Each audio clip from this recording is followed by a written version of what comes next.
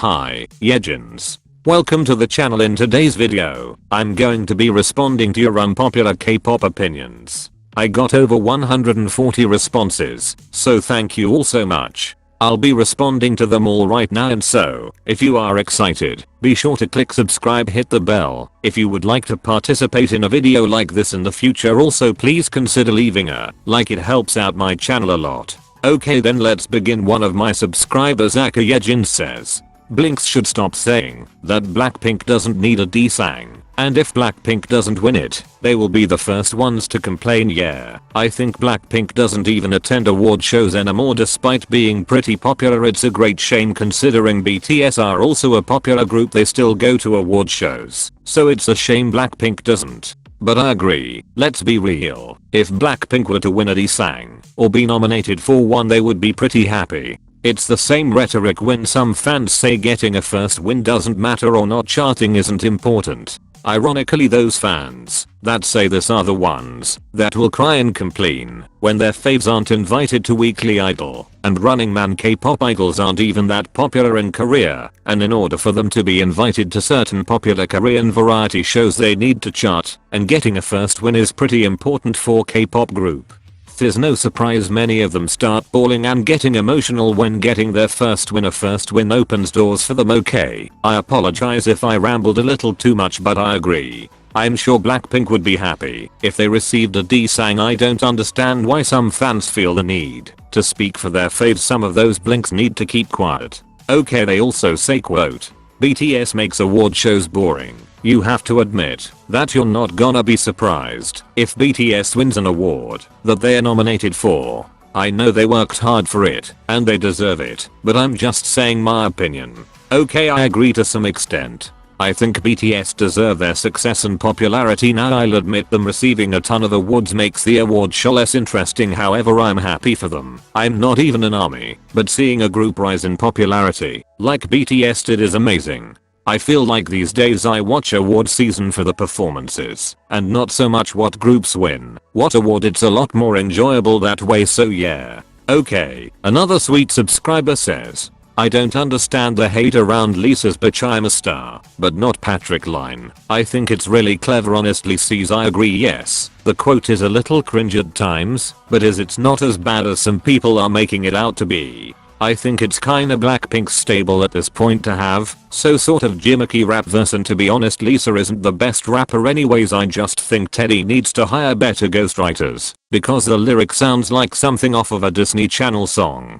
Okay, no shade, no tea, but yeah, I don't hate the rap verse and I won't physically recoil with cringe if I was to hear, but I will admit it's a little cringe. Okay, my next lovely subscriber said, quote, I'm not ready for idols who are born in 2006 plus to debut. Why are they getting younger? End quote. Oh my gosh, whoever left this unpopular opinion, we need to be friends, because this is so true. Honestly, it's only been this year that I've been seeing idols under the age of 16 debuting, and it's getting weird. The fact that kids in middle school are debuting is just whoa. I believe they actually a member in Tribe who's like 13 years old. Girl, yeah, I agree. I'm in my teens myself, and I'm not ready for idols this young to debuting. Maybe in 10 years, I'll be ready. Yeah, I'm okay with idols my age debuting, like Young, Yoon from Stussy, etc, but everyone else younger than, yeah. Honestly, I know idols debut young, but it's a little disturbing to me seeing someone so young. I guess seeing someone younger than you in the K-pop industry puts things into perspective. I 100% agree. Honestly, I sometimes feel for young idols because why could they wait a few years before debuting?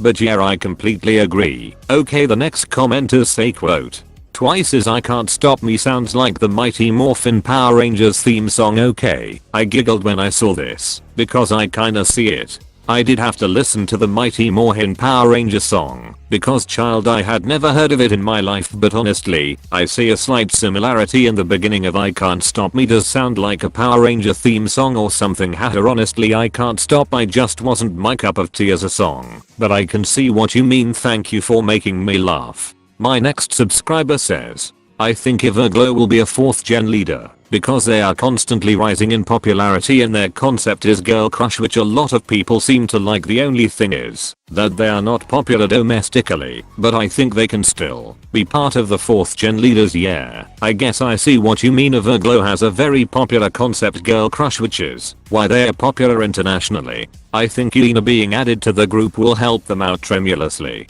Ian does a few making gigs here and there, but if I'm being honest, most popular girl crush-esque groups are from the big 3, hence why they are so popular at the moment. I feel like because Everglow is from an unknown company in Korea, their concept appeals to a non-Korean audience. I like a few of their title tracks, but Everglow title tracks seem to be very EDM heavy and sometimes the song isn't very interesting to me. But yeah, I think Yuna being in the group will benefit them, and I think in getting them exposed, being on more variety shows would help. The truth is Everglow could become 4th gen leaders, and if they do I'll be happy for them, you feel me? But at the same time the future can be so unpredictable, so I'm not entirely sure honestly. Okay, so another person said quote girl groups boy groups explanation. I just find BGS funnier and more entertaining. I prefer personality over music, and I think BGS have better music and they are actually lots of versatile BGS such as TXT or Very, so I never get bored. Okay, so I respect your opinion, but I'll be honest, I don't think any group is superior to the other. We all have different likes and that's okay. For example, something I like another person won't like, you understand? So I think because you stand more boy groups like TXT and Very, you bias towards boy groups. Because I consumer and stand more girl groups, I'll be more biased towards girl groups. That being said, I see your point of view, and if you prefer boy groups that's okay. I listen to a few boy groups here and there, so yeah, I see your point of view. Okay, so another kind subscriber says quote, idols with deep voices sound very unpleasant sometimes. Examples, Lido of Onius, Dami of Dreamcatcher, and Felix of Stray Kids. Don't get me wrong, I love these 3 idols. Their voices are just unpleasant sometimes. Okay, now, this is an unpopular opinion, girl, you get a gold star, because this is something I agree with. Honestly, it seems like a lot of K-pop fans value vocal tone and vocal color over strong vocals. Emphasis on some K-pop fans, not all of them, but most do. And if an idol has a deep voice like Yuki and the other idols you mentioned, fans go feral. And honestly, I won't lie, listening to someone with a nice deep voice is a little better than listening to high and screechy vocals, but that's another discussion in itself.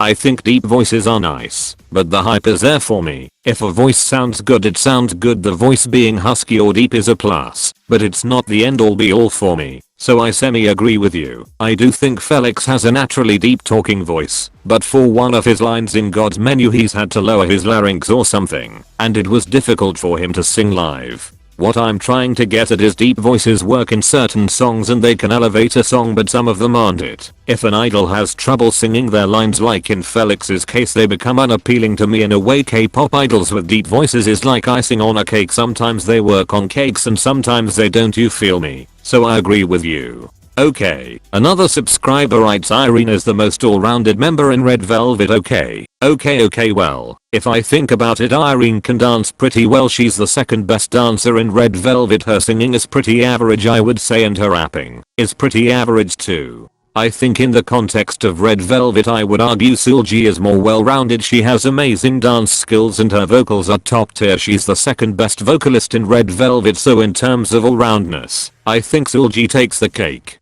I will say Irene is a talented person, and no offense, Irene's only outstanding quality in Red Velvet isn't just her having good looks. I mean, no offense to the idols that are solely visuals, but Irene can dance pretty well. I mean, she and Seulgi didn't release Monster together for anyone to judge her dancing skills. I think Irene is pretty standard for an idol. She a good dancer, but her stage presence needs some work. That being said, she's talented in some metrics, so that's a good thing. Okay, I hope you're enjoying the video, because I'm having so much fun. Hit the like button and become a part of the Edgin fam. Yes, you watching this video, click subscribe. If you have been watching this video this far, then you should subscribe already. Okay, but another sweet subscriber says, we still haven't gotten a real Blackpink full album. Yes, I agree with you 100%, full stop. Honestly, the album had 2 of their pre-releases and sour candy straight off the bat. There are already 3 songs people have already heard. Honestly, I found the album so disappointing, and I was hyped, because I liked How You Like That, and Ice Cream to a lesser extent. Yes, I liked Ice Cream. That may be an unpopular opinion, because it seems like it wasn't a well-liked song, but honestly, the album was majorly disappointing for me. Most of the songs just sounded boring for me. Even Pretty Savage, a song I initially liked in the beginning, isn't my thing anymore. I like Blackpink, but I felt like Teddy did them dirty for their first full album, not to mention they threw in a random Cardi B collab that no one saw coming. I don't know, I didn't like the album, and I prefer their previous album Square Up.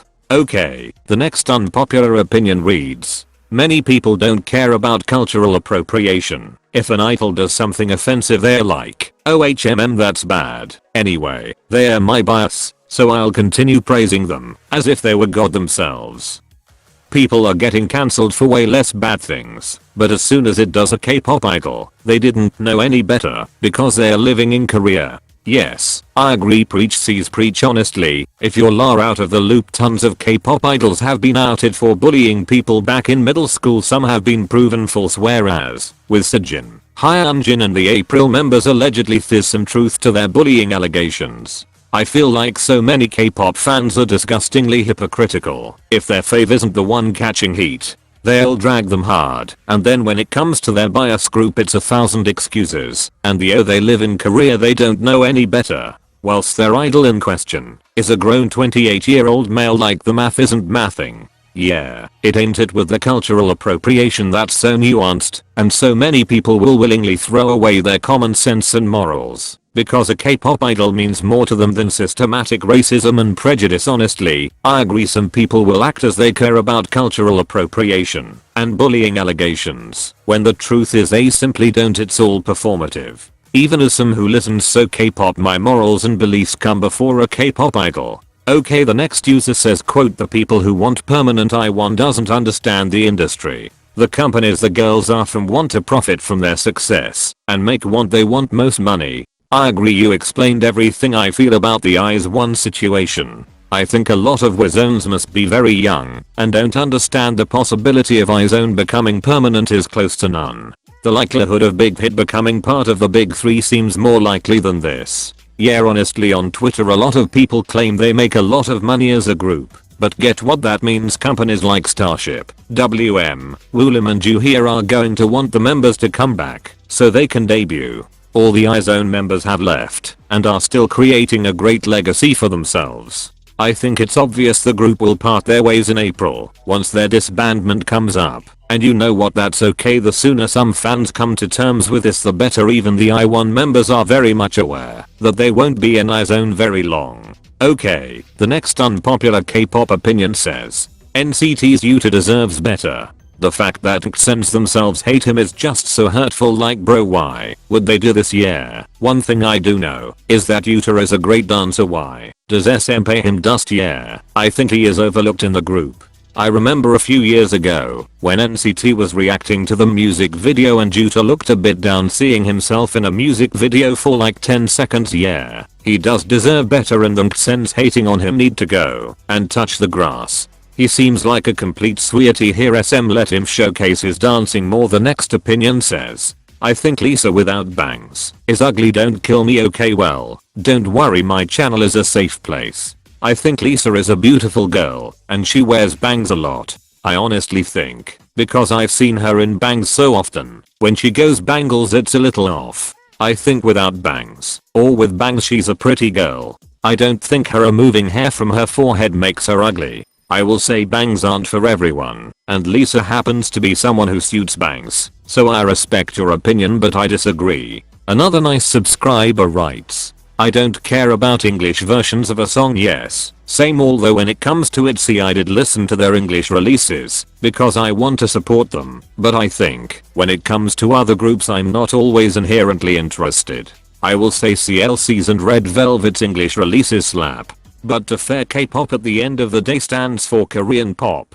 so I'm here to listen to Korean music. However, I don't mind English releases. I understand why groups release them, but I don't care for them that much either. Another subscriber says, I feel like Jae in TXT doesn't stick out as much as I'd like him to. Maybe it's just me, but he seems overlooked. I wish he got sent to more solo parts. Yeah, I believe he's the center and visual of TXT. He gets the least amount of lines in the group, but that might be because he's a sub-vocalist. I feel like the company should give him some dance breaks etc, because honestly for the longest time I didn't know that he was a pretty good dancer. I do think for now he gets treated fine, and he does get a few center times in TXT music video. Hopefully he gets more lines in TXT's title tracks though, because they are very scarce. Okay, another nice subscriber leaves their unpopular opinion saying the quote, "Groups get boring and go down on my group list while waiting for a comeback. For example, Red Velvet was my second favorite group and went down to 7 because they haven't had a comeback since 2019.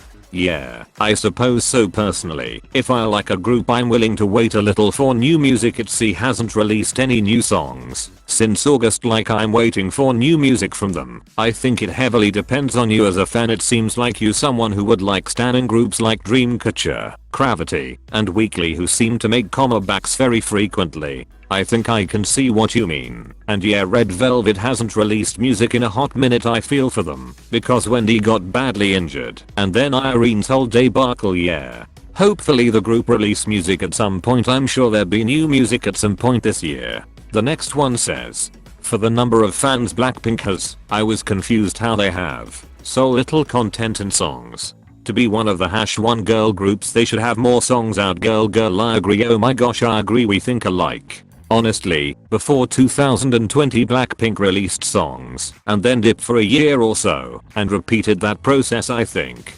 Blackpink has improved when it comes to online content. Their 24/365 series was mildly interesting and it's definitely an improvement, and they also have released a few photo books. I think the online content is still lacking, but I feel like it's Blackpink's appeal at this point is having little content. They have this whole desirability surrounding them, and the lack of online content and V-Live plays into their brand. I mean, some Blinks went without new music for years and months. I think having minimal music isn't an issue for some of them. Personally, as a non-Blink, Blackpink aren't a girl group I go to when I want interesting content, just because of there not much of it, and their Blackpink house thingy was a little boring for me, so I agree. The next one says, I don't get the point of the face of the group. Like, aren't all of them the face of the group?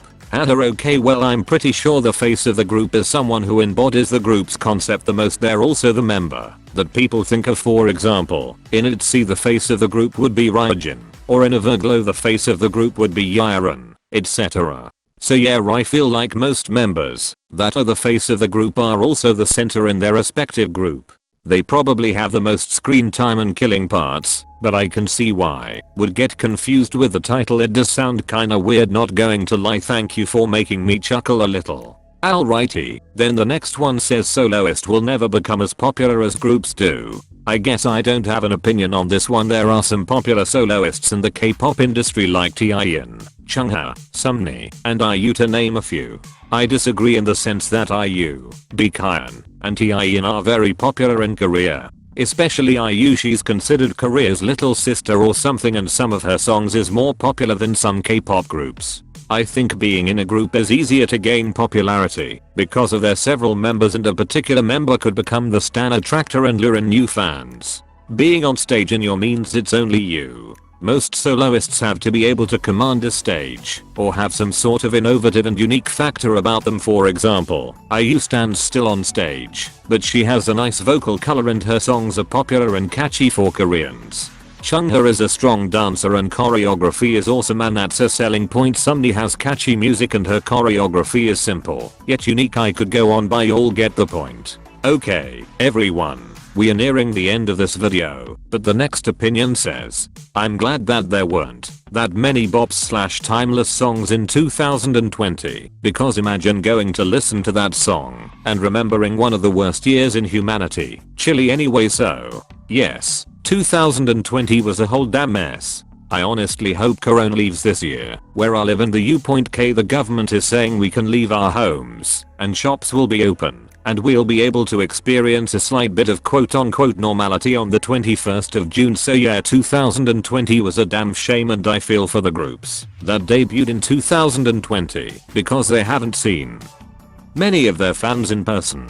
Hopefully 2021 will be a different year music wise. I feel like the music was still pretty good. I won't lie, the pandemic messed up a lot of comebacks, but yeah, I agree there were some better songs in 2019 and 18 than last year, but that's okay, because we were in a whole pandemic. Okay, the last opinion says his discography isn't bad, they have good B-sides such as ID, Want It, and Cherry, and ballads like Surf and Be in Love. I personally always enjoy their mini albums and skip fewer songs than with other artists. Okay, preach, I agree, Itz's music is just innovative and fresh. Anyone who doesn't like their music doesn't have taste in my option. Just kidding, or am I? I think most midzes would agree that Itz's music is innovative and sonically interesting. Every single one of their B-sides is amazing and exciting. Itz's music is unpredictable in the best way, not to mention Itz's music is very versatile. Surf is a more calming summery ballad. Ting is an upbeat runaway song. Nobody Like You is a heartfelt song infused with early 2000s rock aura. Cherry is soft yet cool, and it feels like you're walking on a pillow of clouds. Their B-sides are also interesting, and they all have a story to tell. None of their songs sound the same, and I love that. Okay legends, I hope you liked the video. Thank you to every one of you that left an unpopular K-pop opinion. 140 of you left some, so thanks. Of course I couldn't respond to every one of them, but there will be more videos like this one in the future. Hit the notification bell if you want to potentially have your comment featured in the next video. Okay then, love you tiddles.